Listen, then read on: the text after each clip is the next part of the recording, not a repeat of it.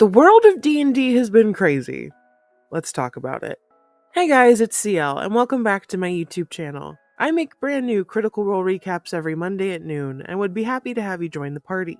If you haven't already, don't forget to subscribe and hit the Bertrand bell to be notified of future videos. Now, without further ado, let's discuss the 45th episode of Campaign 3 of Critical Role.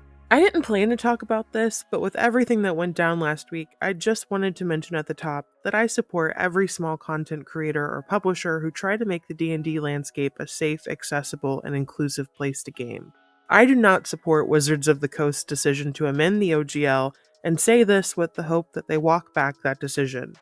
If you have no idea what I'm talking about, let me know if you want a video about it. If not, there are many channels and articles online that talk about it right now that could probably help you become better informed.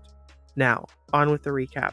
We resume with the Bells Hells trying to become reunited once again after Ashton's mysterious disappearance. The party planned to meet up with our favorite barbarian outside the cemetery. They're ballsy for this. It hasn't even been a day since they charmed and blackmailed their way into a professor's home, took a trip to the elemental plane of fire, and upon their return were attacked by 3 mages and took one captive for questioning. Now they're just willy-nilly walking back out into civilization. You go, girl. Except when Taliesin finally rejoins the group, it's not Ashton. Well, for a second we thought it wasn't Ashton, but it was the Genasi in a human glamour. But still, everyone at the table was looking at each other like, whoa, did he make a new character? But Ashton reappeared, covered in marinara sauce and wearing a chef's outfit, and it doesn't get less confusing. While at the seminary earlier, Ashton noticed an old colleague of sorts named Violet, who's someone that's helpful in finding people who are hiding. However, in order to keep his secret location, Ashton agrees to go on a reconnaissance mission for Violet to get info on an entity called the Baneful Brood.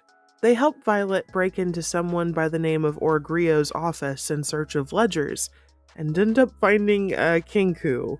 However, before they could actually take the bird folk, they were busted when the joint got raided by the feds. They were knocked unconscious and questioned, and it seems Ashton did some good covering up in their glamoured state as the chef named Louise, and earned a favor that they can probably never call in because they were disguised. Yes, kind of confusing, but hey, Kinku are cool. Anyway, the Hells encourage FCG to get some answers about their past, and the bot, along with the 3 witches, sneak past Carol at the desk and split up to divide and conquer in their research. Letters and Laudna go to visit Vitro Asham, a robotics professor with a very tooth-forward way of speech, and the professor is able to confirm FCG's previous learnings of their past as an Aormaton, and shared a really sweet sentiment that it doesn't really matter what they've done in their past, it's the present that matters and attributes to who they are. But the professor takes a look under the hood, and it seems that fresh-cut grass has a much larger arcane power accumulator than most automatons, and it's quite interesting and intricate. It could be the source of their healing powers, though Asham warns to be especially careful with it since it's not something they could probably replicate and it's extremely delicate. Sadly, however, it doesn't seem the professor can heal their memory, and before they leave, Letters requests that the professor, modify him into an easy bake oven, which he accepts. Sam, your mind.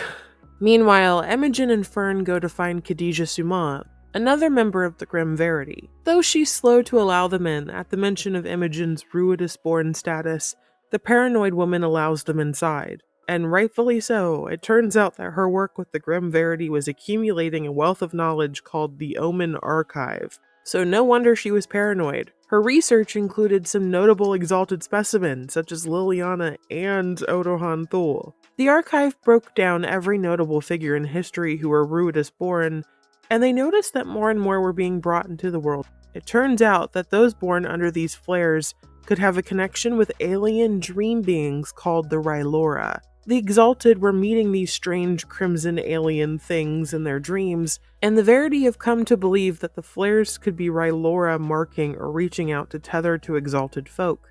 Remember Imogen's red xenomorph that split from her brain on the airship? That must have been one of these aliens.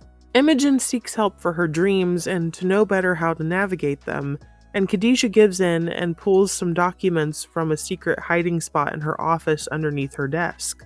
However, The door swiftly unlocks, and standing there in all of his horror is Ludinus Deleth, the martinet. Fearne tries to block the door, the two witches trying to act nonchalant, and the mage tries to charm Fearne into stepping aside, though it fails because of her ancestry. However, he is able to alter Khadijah's free will and take those final documents he had been searching for with ease. With her now in a dumbed state, he turned his attention to our two heroes. He can tell that Fearne's Ruidusborn and actually knows who they are.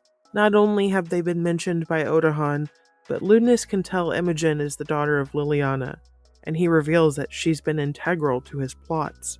Here are some important notes about the conversation. I encourage you to go and watch at least this part, because I think it was quite a telling encounter to his intentions. Ludinus indeed has a connection to Predathos, though he never calls the beast by name. He also encourages the pair of Ruidusborn to join North, to follow their pool and join up and help the cause. And he doesn't seem very worried about any roadblocks the Hells may cause, and rightfully so. The bitch seems powerful. Also, Ludinus is old. He has a high disdain for the gods, and with the way he was speaking, I think he may have been present for the Calamity, maybe even the Divergence.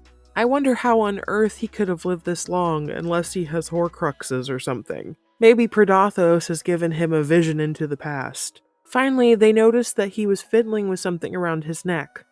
Not sure it's important, but they weren't able to suss that out and it's eating me alive. However, luckily, they are left unharmed by him, and he makes his exit with the final Omen archive documents. On Ludinus' way out, Orym is able to spot him meeting up with the two members of the Ruby Vanguard they didn't capture, and teleport away.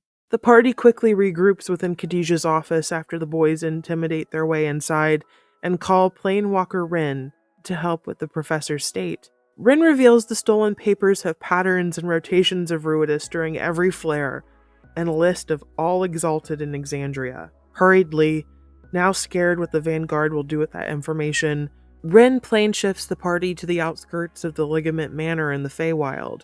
Yeah, the Ligament Manor, not threatening at all. Fearne leads the way to her grandmother's house, the party almost being held captive by a moving tree with flowers that enjoy singing, but after a quick performance it ultimately lets them go.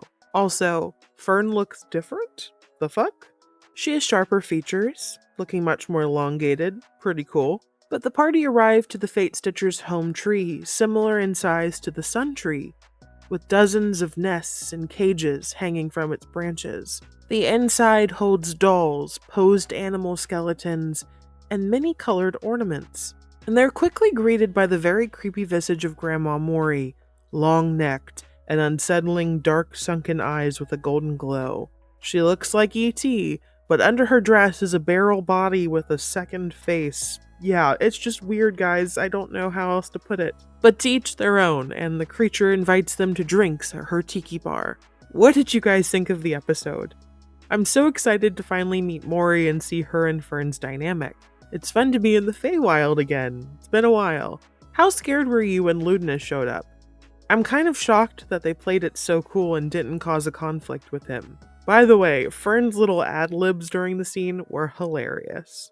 My question to you is, who else in the Exandrian world do you think is Ruidusborn?